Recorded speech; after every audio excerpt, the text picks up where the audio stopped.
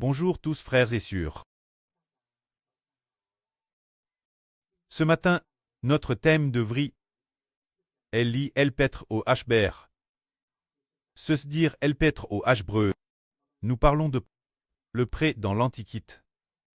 A toujours par divers profs. Mais, la fin du monde, alors que le monde est sur le point d'entrer dans les derniers temps, le pré a envoyé son propre fils pour transmettre la vie de Dieu l'humanité.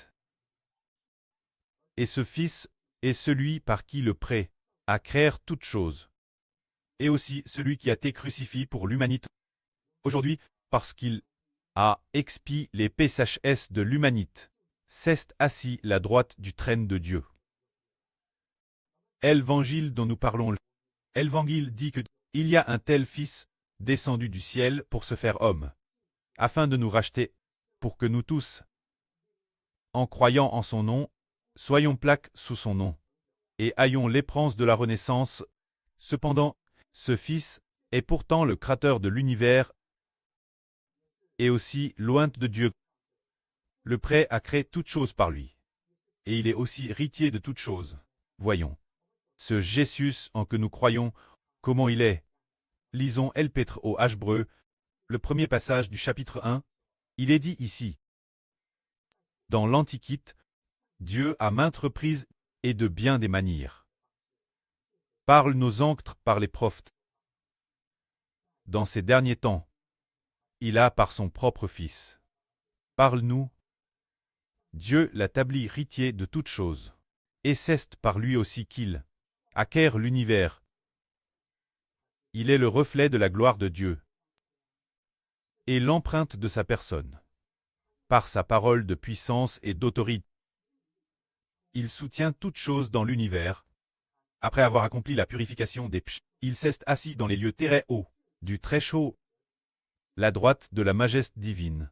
Le nom qu'il hérite est bien plus excellent que celui des anges, devenant ainsi bien supérieur aux anges. Alors, continuons à expliquer ce passage. Il est dit ici que dans l'Antiquité, Dieu appart de nombreuses fois l'humanité. Mais, en général, quand Dieu parle l'humanité, il ne parle pas en personne, mais par l'intermédiaire de ces prophètes qui parlent aux hommes, ou bien par l'intermédiaire de ces anges qui parlent aux hommes. Le précleste parlait-il en personne? Très rarement. Alors, par exemple, le précleste par le prophète Mose de l'Antiquité, à part aux Israélites, pour leur transmettre la parole de Dieu. Dieu parle toujours par les prophètes. Ou bien, Dieu par son prophète Mose, à part Pharaon, et par d'autres prophètes encore. Par exemple, par le prophète Li, parlant aux Israélites, par le prophète Saé, Jérémie, Daniel, ces prophètes, aux Israélites de l'Antiquité, aux Juifs.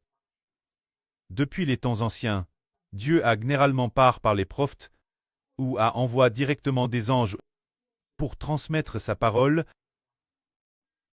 Mais la fin des temps, quand Dieu a voulu que le monde entre dans le commencement de la fin, Dieu a par son propre Fils, faisant naître le Fils en tant qu'homme, faisant de son Fils la vie faite chair, mettant personnellement les paroles de Dieu, Dieu mettant personnellement ses paroles dans la bouche du Seigneur Jésus-Christ, et mettant aussi son esprit, l'esprit du précleste dans l'esprit du Seigneur.